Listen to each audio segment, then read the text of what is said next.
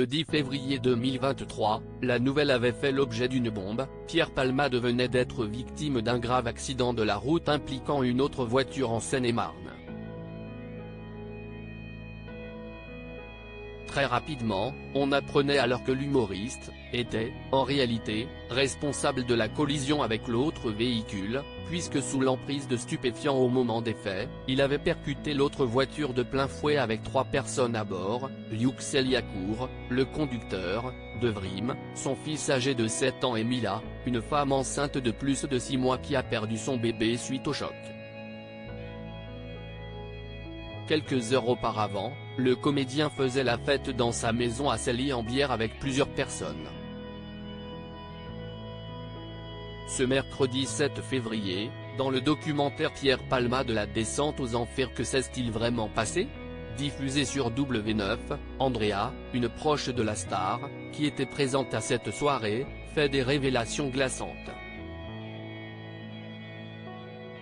Face caméra, à visage découvert, Andrea, une ancienne escort girl, qui fréquentait Pierre Palmade depuis plusieurs années, a fait des révélations glaçantes sur la soirée avant le drame. On s'installe, on se pose, on prépare les doses.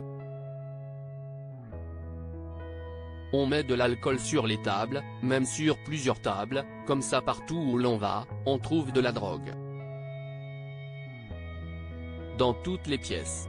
Dans le documentaire, la jeune femme affirme également qu'il faisait la fête depuis plusieurs jours et que le comportement de Pierre Palmade sous l'emprise de la drogue avait totalement changé. On était tous fatigués, lui plus que les autres, parce qu'il pousse le bouchon vraiment très loin. À la fin, ce n'était plus Pierre, il devenait fou. Supérieur à Pierre Palmade, Muriel Robin, Michel Larocque, Véronique Sanson.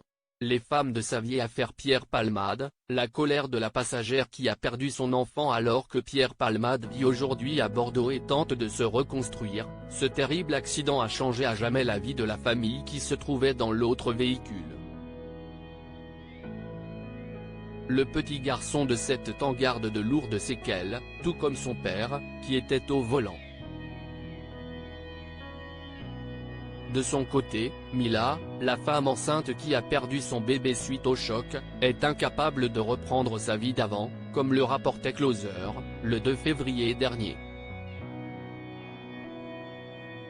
Mila est envahie d'une tristesse infinie et ne parvient pas à se remettre du traumatisme. Le jeune femme de 29 ans est encore très animée par la colère, et déclare que Pierre Palmade a tué sa fille. En plus des séquelles physiques qu'elle conserve, la victime, qui est aujourd'hui encore dans l'impossibilité de reprendre son travail, se trouve, selon une source proche, dans un état de profonde détresse psychique. Le documentaire Pierre Palmade La descente aux enfers, que s'est-il vraiment passé ? Sera diffusé ce mercredi 7 février dès 21h05, sur W9. Crédit photo, capture d'écran W9.